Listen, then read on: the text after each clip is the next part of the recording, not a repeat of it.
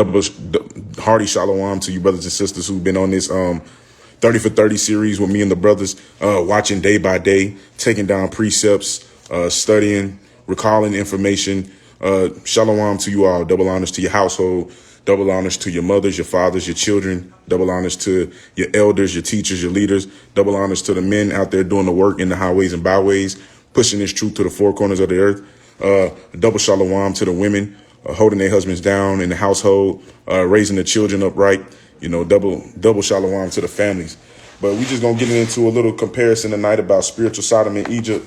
Like I said, not too long. It's 10:08. I'm gonna keep my clock on me so that way I make sure that I ain't going too long, because I know it's after 10. So try to keep it short. But the first precept we're gonna get to is Exodus chapter 1. All right, we're gonna go to Exodus chapter 1. We're gonna start at verse 8. All right. And I just said, like I said, it's a lot of comparison today with today's time that we in to spiritual Egypt back then. So, I mean, to Egypt back then, Salakia. So this is why this land is called spiritual Sodom and Egypt, because you see it, a lot of things that went on in Egypt are still going on today. You know what I'm saying? So we just going to continue to show you how things line up. So this is the book of Exodus chapter 1 and verse 8. And it reads, "Now there arose up a new king over Egypt, which knew not Joseph." All right. Now, we know Joseph was set a king in Egypt. You can go to Genesis 41 and 41 to get that. But let's keep on reading. "And he said unto his people, Behold, the people of the children of Israel are more and mightier than we. Come on, let us deal wisely with them, lest they multiply, and it come to pass that when there falleth out any war, they also join unto our enemies and fight against us, and so get them up out of the land." Right? So before we go to another, I got another precept to back that up with, but think about, let's read that again, right? Verse 9, "And he said unto his people, Behold, the children of Israel are more and mightier than we," right? "Come on, let us deal wisely with them, lest they multiply, and it come to pass that when there falleth out any war, they join also unto our enemies and fight against us, and so get them up out of the land," right? So I got a quick little trivia question. Do y'all know who were the Egyptians' enemies during the time of our captivity? Anybody got a, I'm gonna give you about 30 seconds to answer. Quick trivia question. Does anybody know who our enemy, who the Egyptians' enemy were? Right?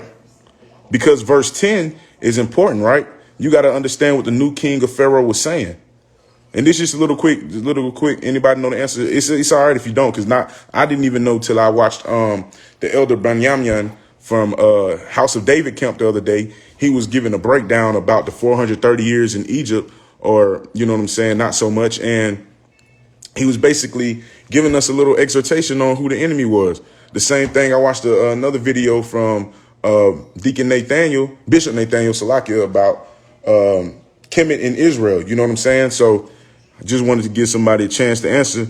Nobody put the answer in. So back in those days, the Egyptians' enemies was the Hyksos, right? The Hyksos. Not many people know that. I didn't even know that. But the Hyksos were the Egyptians' enemy, and they fought in the land of, I would say, around Sudan, you know, modern day Sudan, Goshen, where we were at, where Joseph was ruling over, and southern Egypt, which was really North Egypt, right? So back then it was kind of like Upper Egypt, which was the pillar of Egypt at the top, was really Lower Egypt, right? And we fought in the land, well, we dwelled in the land of Goshen in the middle, right around that same land where the Hyksos were, right? So the Egyptians' enemy back in the day were the Hyksos. This is why verse 10 is important.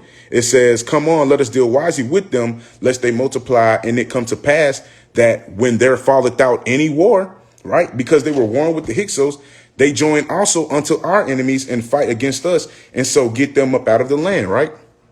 So just an important fun fact. Now, what does this sound like? Well, let's go to Psalms 83 real quick. This is the book of Psalms, chapter 83.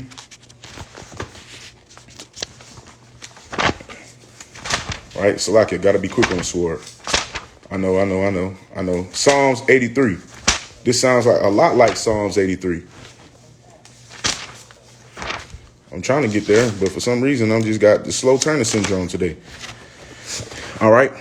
And it reads, for lo, oh, this is verse 2, Psalms 83 and verse 2. For lo, thine enemies make a tumult, and they that hate thee have lifted up thy head, right? They have taken crafty counsel against thy people and consulted against thy hidden ones. So this goes back into when it says in verse 9, you know what I'm saying? Let's read Exodus 1 and 9 again real quick. All right, just to make an emphasis, right? It's the book of Exodus chapter 1 and verse 9. And he said unto his people, behold, the people of the children of Israel are more and mightier than we. Verse 10, come on, let us deal wisely with them, right?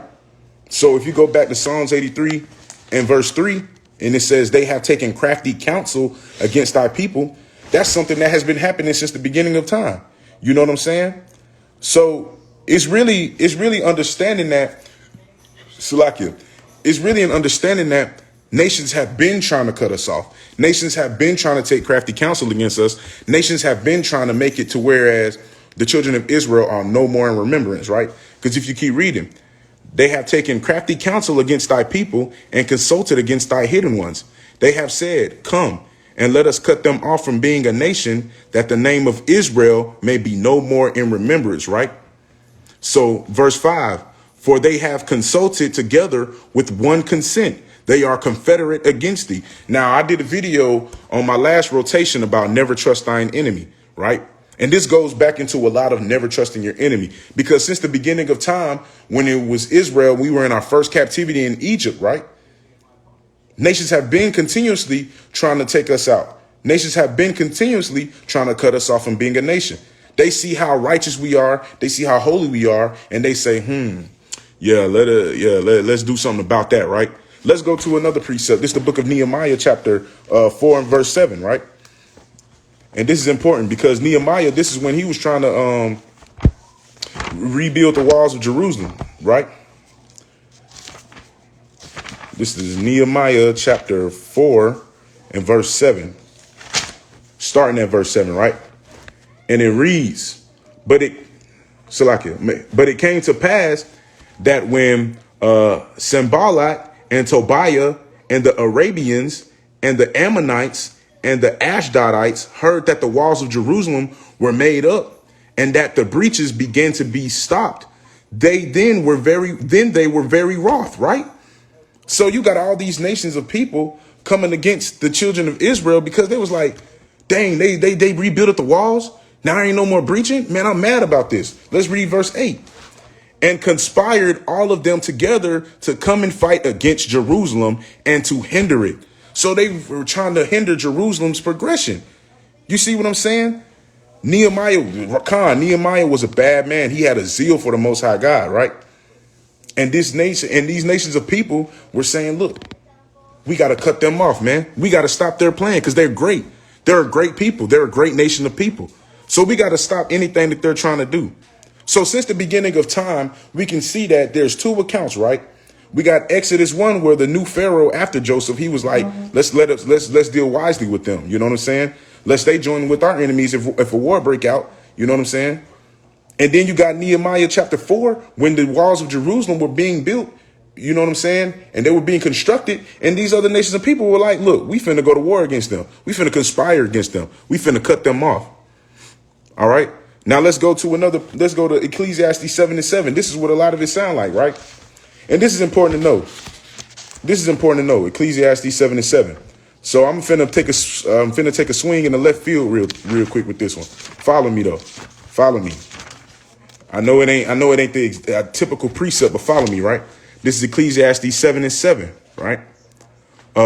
Surely oppression maketh the wise man mad, and the gift destroyeth the heart, right? This is one of my favorite precepts in the book. Why? Because think about it. Let's read it again. Surely oppression maketh the wise man mad, and the gift destroyeth the heart. So we were given gifts, right? And we're still being given gifts in this day, yet in our captivity, right? And it's destroying us as a nation. It's destroying us as a people.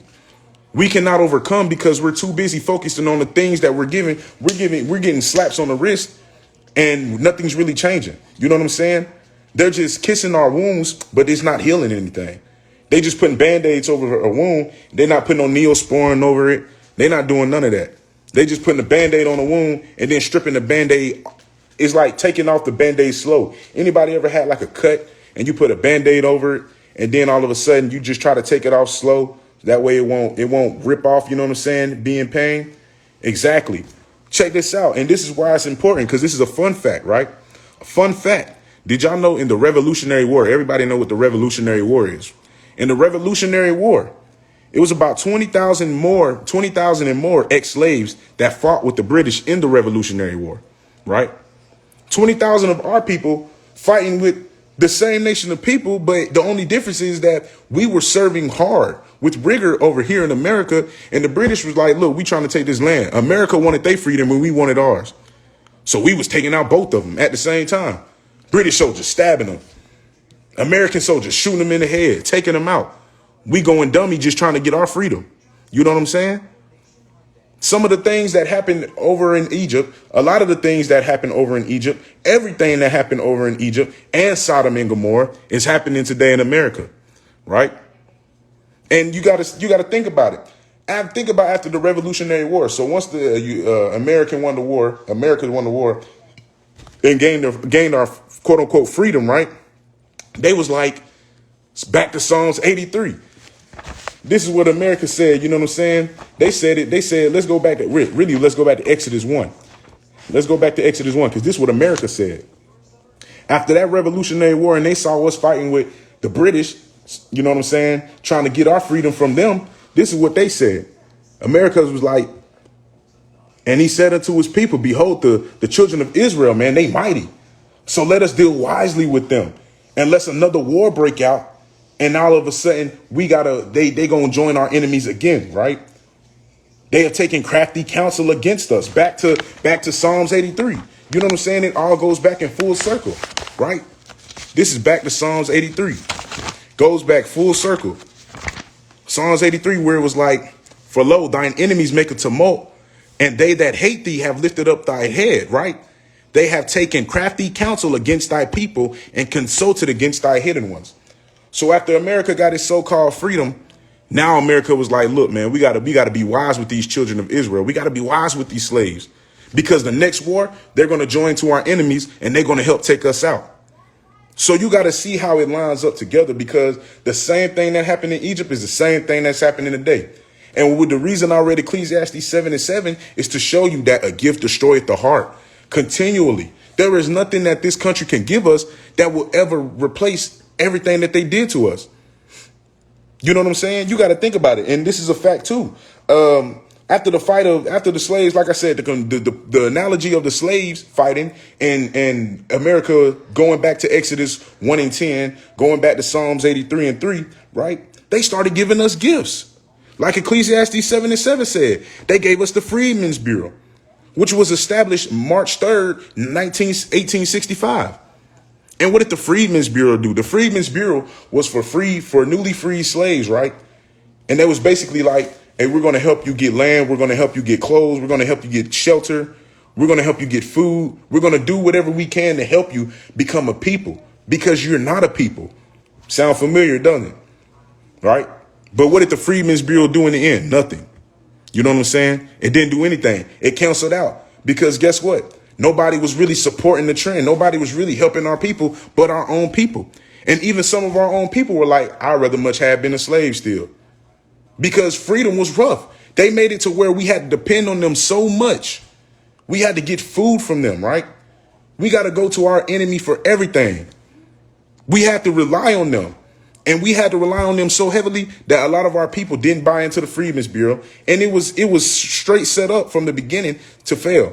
He said First Maccabees 4:35 goes with this. Well, let's bring it out real quick. First Maccabees 4:35. All right.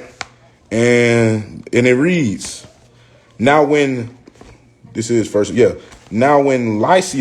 saw his army put to fight, and the manliness of Judas' soldiers, and how they were ready to either live or die valiantly, he went into Antiochia and gathered together a company of strangers, and having made his army greater than it was, he purposed to come again into Judea, right? And this is talk about Judas Maccabees, man. He was a mighty man. He had a zeal too, just like brother Nehemiah. You know what I'm saying? So it just goes to show that our enemies are always taking crafty counsel against us, right? Spiritual Sodom in Egypt, because the same thing that's happening in Egypt, same thing that's happening today. And you got to think about it. What was another gift that we got after slavery, or quote unquote, that freed us from slavery? The Emancipation Proclamation. But that didn't do anything either.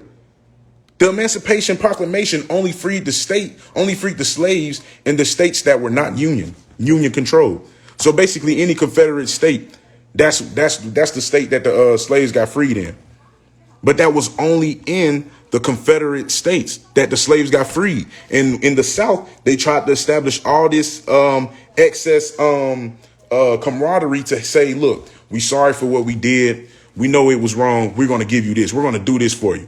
Giving us soothe words, giving us kind words, giving us words to say, hey, look, we're gonna undo what we done by giving you all these gifts, right? Destroying our heart, just like in Ecclesiastes 7:7.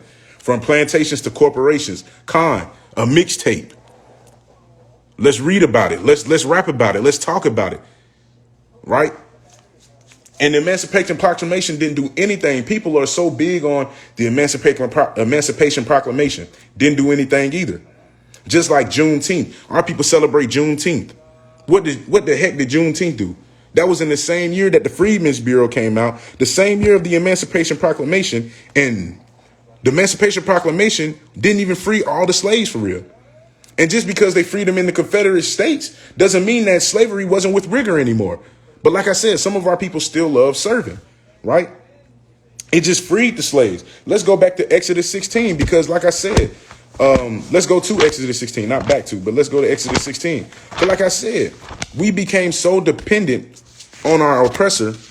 Now it's just like, man, we still wish we was in slavery even when we, quote unquote, got out of it, right? I always say this quote, Harriet Tubman freed a lot of slaves. She said she could have freed a lot more if they knew they were slaves. This is Exodus 16, chapter 2. This is book of Exodus, chapter 16, verse 2. And it reads, and the whole congregation of the children of Israel murmured against Moses and Aaron in the wilderness. And the children of Israel said unto them, would to God we had died by the hand of the Lord in the land of Egypt, when we sat by the flesh pots, and when we did eat bread to the full, for ye have brought us forth to kill us in the wilderness, to kill this whole assembly with hunger. So these were slaves. This is after going through the Red Sea. This is after going through the pillar of fire. Excuse me. This is actually after going through the cloud, the cloud, right? Giving us a light through the Red Sea. This is after being released from Egypt. We in the wilderness. And the slaves are like, look, man, we could have just died by the Most High's will in Egypt as slaves because we got to eat. We got to eat till we got full. And now we in the wilderness, we ain't got nothing to eat. This goes back into when I said about never trust thine enemy, right?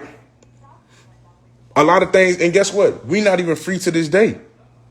Our people love going back to their enemies for everything, being dependent on them. And that's a curse. We know what the curses of Deuteronomy 28 say. We know what the curses of Deuteronomy 28 say. So-called blacks are the caregivers and so-called Hispanics are the housekeepers. You can't sit up here and tell me that everything that went on in Egypt isn't happening now. Just like Sodom and Gomorrah. Homosexuality on the rise, man. It's crazy to me, right? And let's go to Sirach chapter 12 and verse 16, man. Sirach chapter 12 and verse 16. Because like I said, it goes right back into never trusting your enemy. Our enemy giving us gifts and we just sitting up here taking it. Thank you, Massa. Thank you, Massa. That's how I look at these people who love this voting system. That's how I look at these people who love getting a jab, you know what I'm saying, and tell us that we need to do our part. It's become a thing. I was talking to a few of my partners the other day, right? And I said, man, they're going to make this vaccine mandatory for athletes and everybody after a while. So on the sports show today, because I watch the little sports show talks every morning. On the mornings I get up and I watch TV. And he was basically saying, Chris Broussard, he's a brother. And he was saying like, look, man, as many of y'all might know who don't keep up with sports, you know what I'm saying? Cam Newton, he got released from the Patriots. And there was a controversy about him 2 weeks ago because he had some type of COVID missed protocol thing that he messed up on. And he had to sit out at practice for 5 days. Well, he got cut by the Patriots a few days ago. And I was talking to my partners about it. And I was like, man, look, They basically saying, look, we cut you because you weren't vaccinated. Today on I want to say it's called Wake Up ESPN, Get Up ESPN, whatever it is, Chris Broussard was basically saying, look, if Cam Newton wants a job in the NFL, he's going to have to get vaccinated and he's going to have to be willing to be a second string. Every analyst said that on TV this morning, that he's going to have to get vaccinated, bro. Every analyst. And it's not a joke. They are seriously pushing this vaccine to say that, okay, if you're vaccinated, I can trust you, right? If you're unvaccinated, I can't trust you. And people's arguments about the little jab is saying that it doesn't make you immune to it. It just helps you fight it. Well, if it doesn't make you immune to it, that means if you get the jab, that means you still can contract the virus, which means that you can be as the same type of hazard as somebody who didn't get the jab. But this is all our people know now. And this was coming out the mouth of a brother telling another brother that he had to put aside his morals for the sake of his career. And you gotta put down what you believe, big dog, and go ahead and do what you need to do. And NFL quarterbacks, NFL teams, GMs, and owners are not hiring, not looking to sign any free agents who have not received the jab. That's crazy. The Jacksonville Jaguars head coach even admitted that he said he was making his roster cuts because if you know anything about football, in the NFL, they have preseason. Final preseason cuts come after the final preseason game. He said he was making his final preseason cuts by the number of people who received the jab or not. Mind control. You know what I'm saying? Making us serve with rigor. Now we got to make a choice whether we live or die. Now we got to make a choice whether we put aside our beliefs, you know what I'm saying, for the sake of our pockets, for the sake of our money and the sake of our finances, right? It's crazy.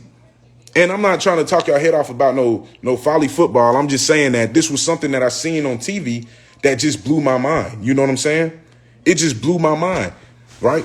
But let's get back into the word, man. This is the book of Siren, chapter 12 and verse 16. Salakia. And it reads, an enemy speaketh sweetly with his lips, but in his heart he imagineth how to throw thee into a pit. He will weep with his eyes, but if he find opportunity, he will be not satisfied, right, with blood. What does this sound like, right? This sounds a lot like when the Most High had hardened Pharaoh's heart. And Pharaoh went through all these plagues, and each and every time he was like, okay, Lord, okay, you got it. You got it. I'll let your people go, man. Hey, Israel, y'all get up out of here. Next thing you know, here we come. Nah, man, never mind. I changed my mind. Hey, back into captivity. I'm not doing anything for y'all. Sounds a lot like Pharaoh. You know what I'm saying? Moses sitting up here saying, let my people go. Let my people go. Let my people go. And Pharaoh just like, okay, okay. It hit him hard too. Even after the death of his firstborn, he was like, hey, man, Israel, get up out of here. But even that wasn't good enough for Pharaoh. Because where did he come? Chasing us on them dang horses, whatever they called them back in the day. I want to say chariots, whatever. And all of a sudden, he trying to put Israel back in captivity. Nah, we ain't finna go out like that. An enemy, let's read it again. Right? Verse 16. An enemy speaketh sweetly with his lips, but in his heart he imagined how to throw thee into a pit. He will weep with his eyes, but if he find opportunity, he will not be satisfied with blood, right? Verse 17, if adversity come upon thee, thou shalt find him there first. And though he pretend to help thee, yet shall he undermine thee. So all this day in America, we see constant instances of how something is happening bad to our people, and we're just sitting up there like, dang, that's crazy. And then they apologize, and we like, all is forgiven. I would never forget. I was on Twitter last year, and after George Floyd had got killed by Derek Chauvin, there was this protest, and I think up north in Ohio or something like that, right? And there was these two black sisters with a Black Lives Matter mask on. Police was walking to them, and then he got on the knee, and they started getting on their knee crying and hugging this man. I was like, what the hell? It blew my mind, man. It blew my mind. It makes no sense how our people are consistently trusting their enemies, right? And this is why I call this spiritual Sodom and Egypt. Because if you go right back to Exodus 16 and 2, or matter of fact, go to verse 3. And the children of Israel said unto them, Would to God we had died by the hand of the Lord in the land of Egypt, when we sat by the flesh pots, and when we did eat bread to the full. For ye have brought us forth into this wilderness to kill this whole assembly with hunger.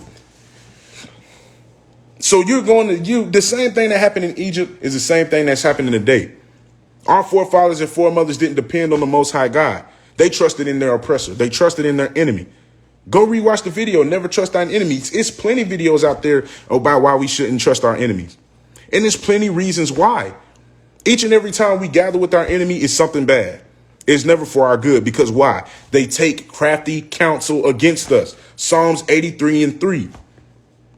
They're wanting to know, they're trying to deal wisely with us. Exodus 1:9. There is no reason why we should be sitting up here and looking at the Bible, reading the Bible, studying the Bible, right? And not putting two and two together somehow. And I know a lot of people's walk is different in this truth. I know that some people going to come in, it's going to take them a little longer than it did some of us. But it just blows me how we can read a million precepts to people, line it up according to history, show them how history lines up with the Bible, and they still don't get it. They don't connect the dots. And this is why I call this spiritual Sodom and Egypt. This is why the Bible calls this spiritual Sodom and Egypt. It's crazy and it's madness. As sure as iron. Matter of fact, let's read it. This is Sirach 12:10. Never trust thine enemy, for like as iron rusted, so is his wickedness. Right? Verse 11. Though he humble himself and go crouching, yet take good heed and beware of him. And thou shalt be unto him as if thou hadst wiped a looking glass, and thou shalt know that his wrath had not been altogether wiped away. So like I know I had a tongue twister there, right? But it's basically saying our enemy croucheth. He humbled himself. All right. But if you wipe the looking glass, you will see that his rust had not all been wiped away. And as iron rusted, what does that mean? Right. If you know anything that's rusting, the process of rusting is called oxidation. Right. And when iron rusted, it sticks to whatever it's rusting on. Right. And it really kills whatever it's decaying. The process of rusting is really dying. And look what it says right here, 12:10. Never trust thine enemy, for like as iron rusteth, so is his wickedness.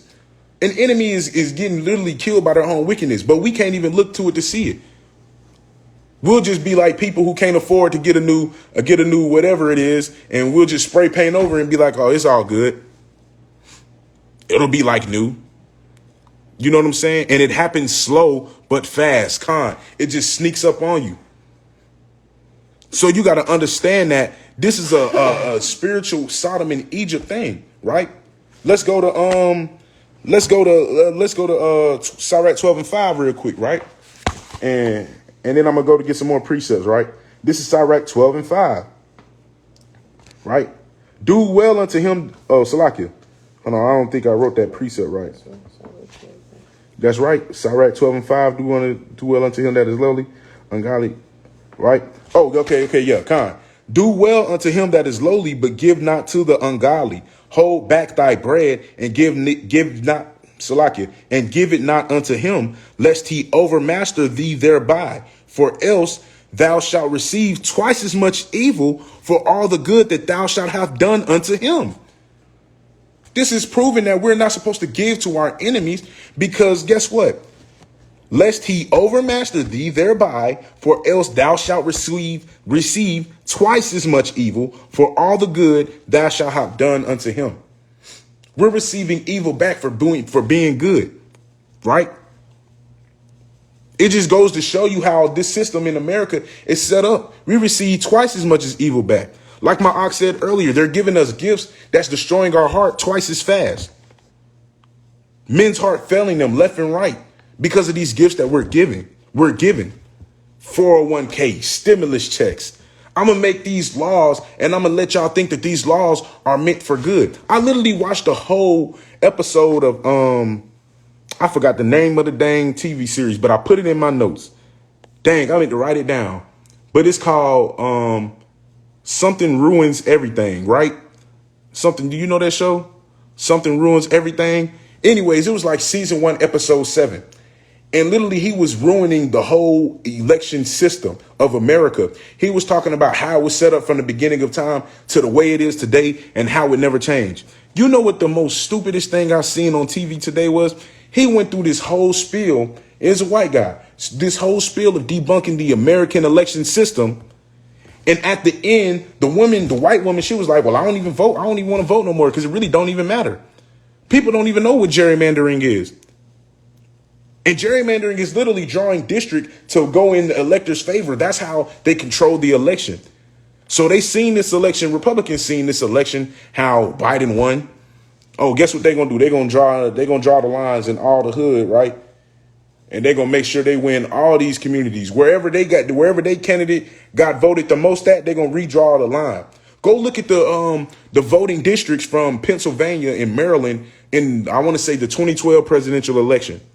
Right after that, literally setting it up so that way we will fail. And it's been like that since the beginning of time. I think we initially got the quote unquote right to vote in 1870. That killed off. Then later on down the line, you got women's suffrage. That killed off for our women, blacks, Hispanics, and Native Americans. Then you come on later on down the line. And then all of a sudden the Voting Rights Act of 1965. That still has nothing to do with our people in a positive way. People like to say, look how far we've came. We didn't go nowhere. We still got yokes of iron on our neck. The only difference is now they coming with diamonds in it. And they like Tupac.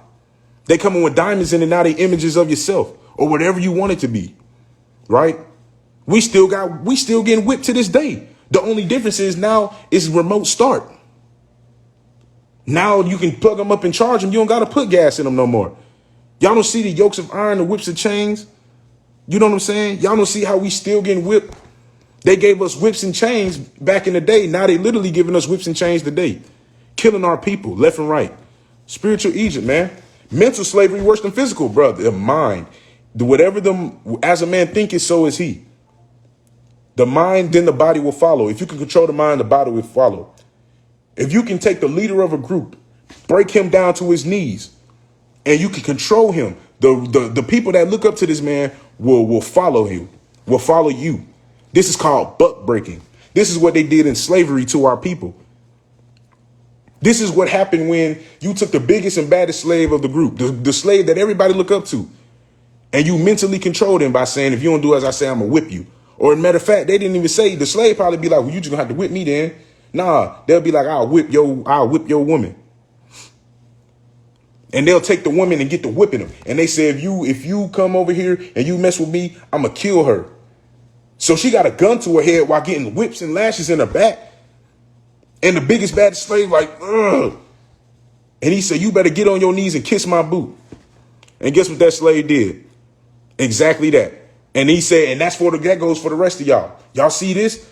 I'm going to make the example. This is what my homeboy said in the group chat. We was talking about that Cam Newton situation. They said somebody had to be the example for the narrative that they trying to push.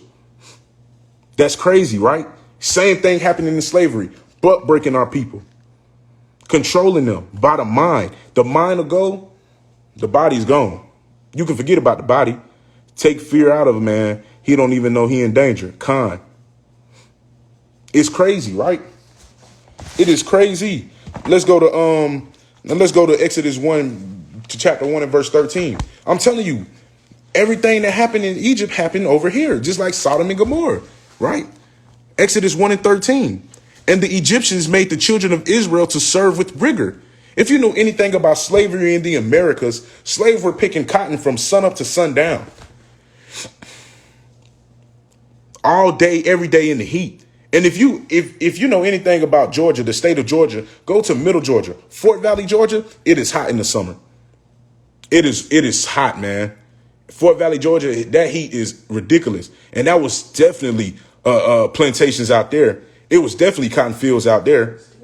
It is still cotton fields out there, right? And in that heat, you working from sun up to sundown, 6 days a week. And barely enough food. If you go read about slavery, it says sometimes they had food so abominable that it wasn't even sufficient for the dogs. We were getting fed bird food, and it was way unhealthier than what the birds eat. Some of our people would have been happy to eat bird food. We were getting fed slop, man. We were getting fed what the pigs get, and probably worse than the pigs. The pigs at least got to get the piece of the pork chop. We could only, you know what I'm saying? We was only getting like the crack of a bone. Hey, nigga, take this bone. Spiritual Sodom in Egypt made us serve a rigor. Psalms 83, they took crafty counsel against us. They were confederate against us. They wanted to cut us off from being a nation. They did all these things to break us, man. They did everything they could to break us. And they gave us pig intestines. Our people today eating chitlins like it's manna, angel food. That is a mental illness. And if you eat chitlins, that is a mental illness. I don't care who you are. I told my mama she need to stop eating them things because she is sick in the head. You have to be a sick Negro to eat chitlins, to eat the system that boo-boo passes through on the most filthiest animal in all animal history. You got to be a sick Negro. Proud to eat it.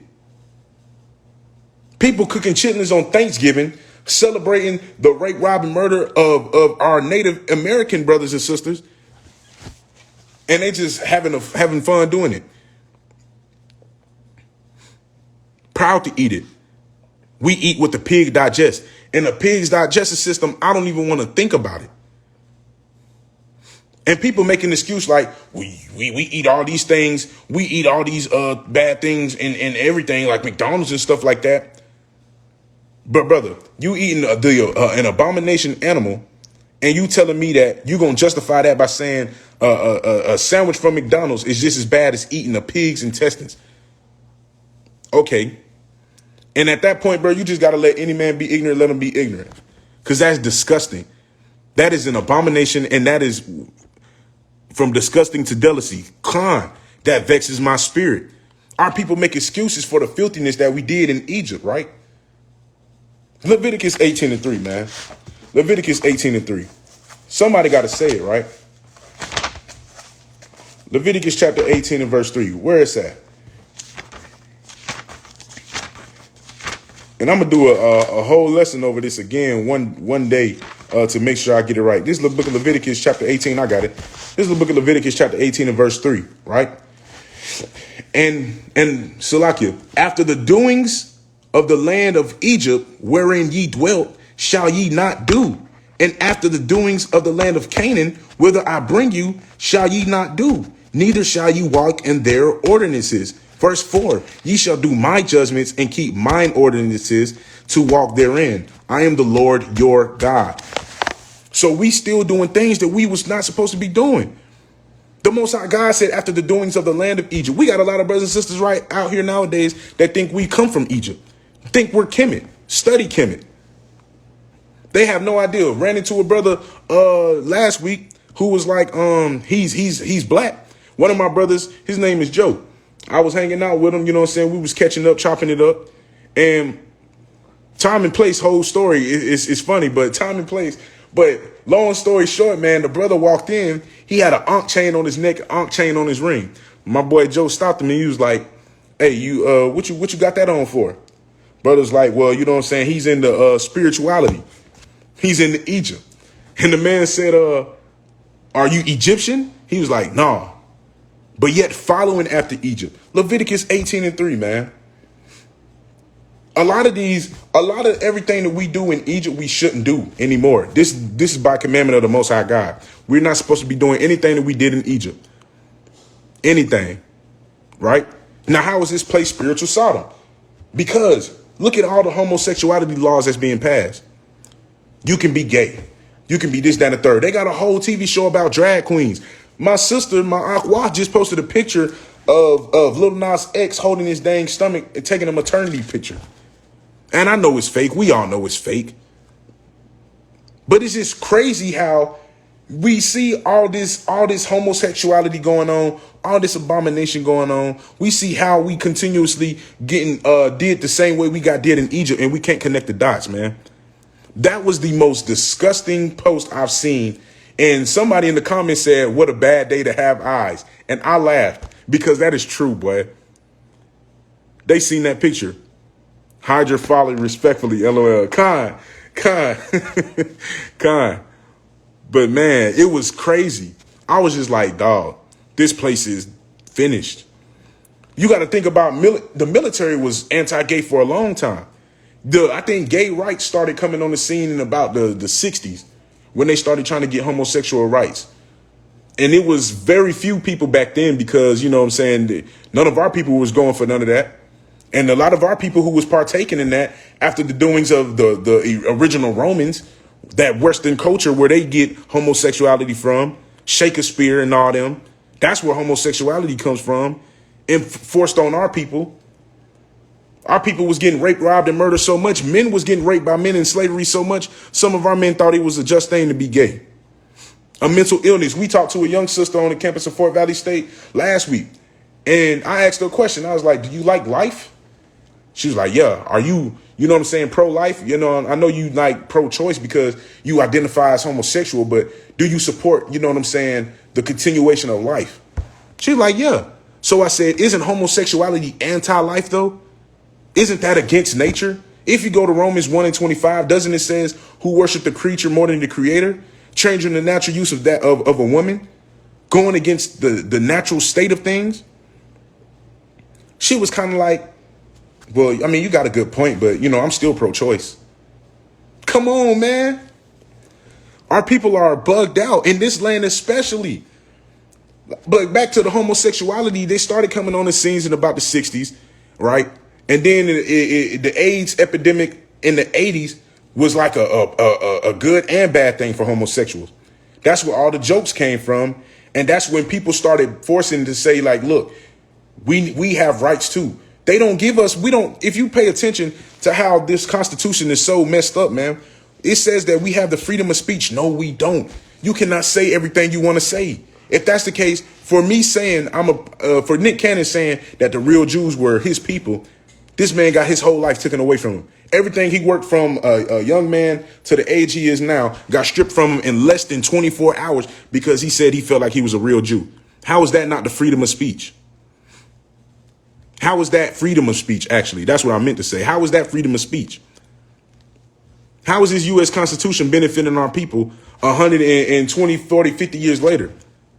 And I'm not blaming, and I can't just go straight hard on the enemy. I got to blame our people for not wanting to take heed to the law of the Most High God. We know these commandments are life, man. These commandments are literally our lifeline, our life or death. We got to turn back to them and keep them. Matter of fact, let's get a couple precepts real quick supporting that.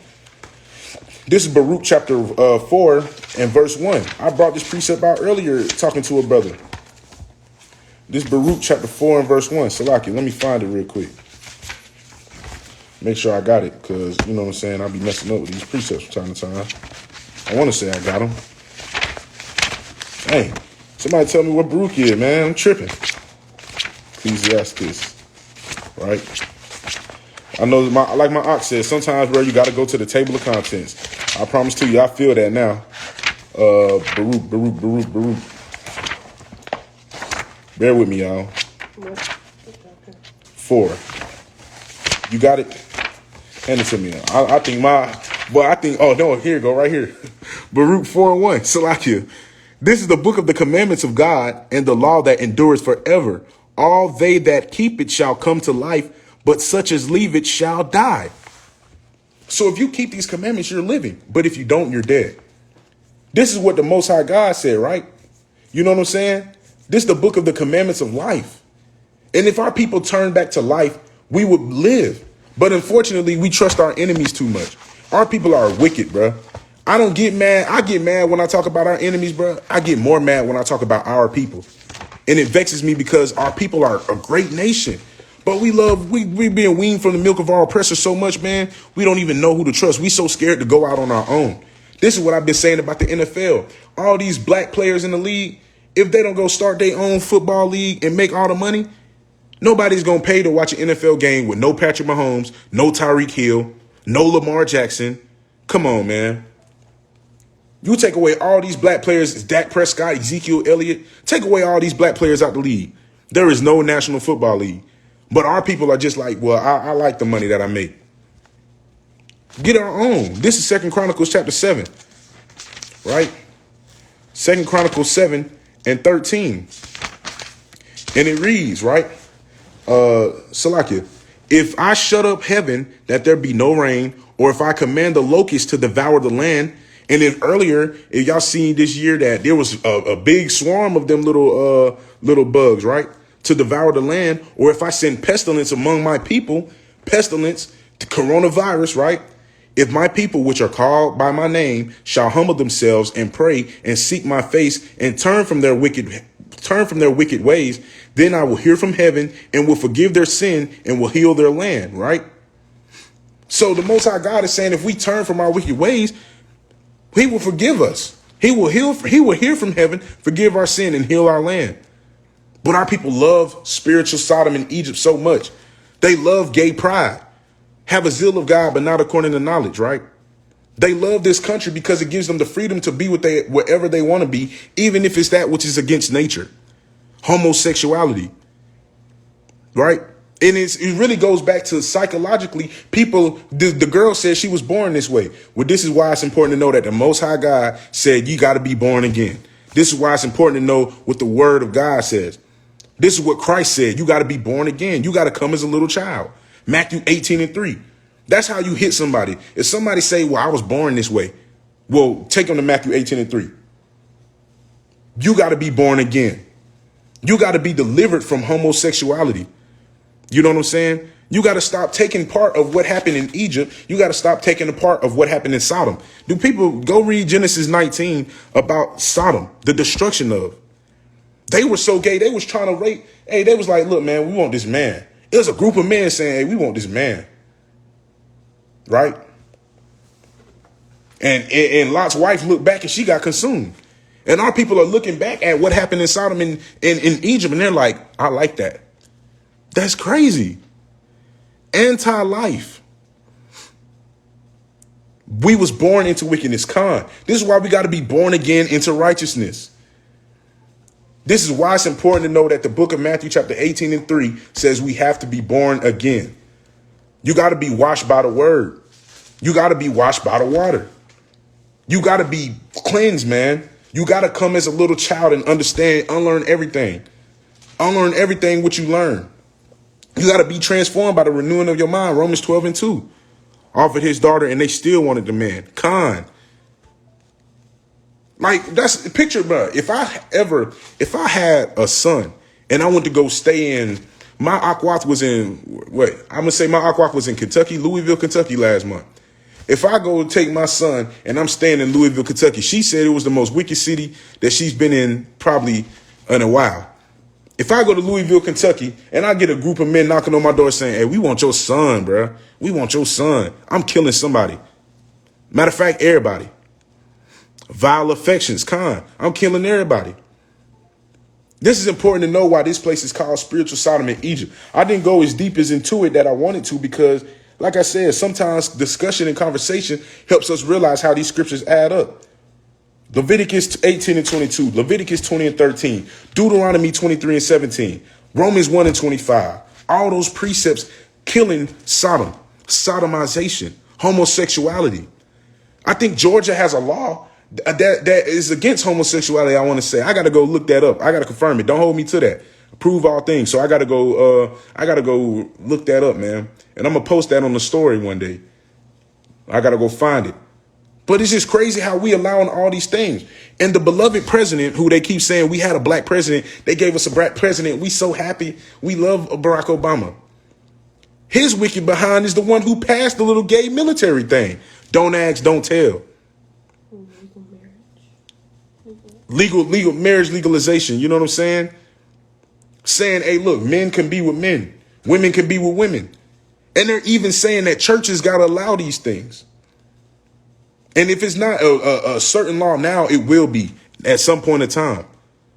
Public sodomization, man. Please don't offer your daughter. Oh, no.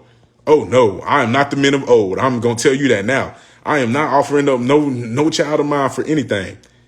If it's women coming knocking at my door asking for my daughter, if it's men knocking at my door coming asking for my son, if I got a son and a daughter, I'm not finna tell these women I got a son in here you can have.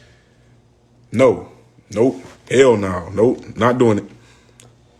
Salakia, but nah. Oh no, boy. I gotta kill everybody. You know what I'm saying? And I ain't taking no risk. Sloppy Joe passed funding sex changes. And they're even they're funding sex changes in the military for free, and now they're trying to get the gender removed off the birth certificates. How is this not Sodom? How is this not Egypt? I think there was a video on Deacon Sakari page that said that a comedic man, remembered that he admitted that they have sex with their mothers or something like that. And I'm not going to say that happens in all of Kemetic culture. You know what I'm saying? I'm not going to debunk Kemetic culture by making up a lie. You know what I'm saying? I can't bear false witness against anybody else. All I'm going to say is that's what the man admitted out of his mouth. And if you know the story of Nimrod, who was originally the first Kemetic king, his wife was his mother. People don't know that the evergreen tree came from the sanctification of Nimrod, which is what we use for Christmas trees. And if you go to Jeremiah 10 and starting at verse 1, you know what I'm saying? You would read about, you know what I'm saying, so-called Christmas in the Bible. Pansexual, bisexual, not heterosexual, but homosexual.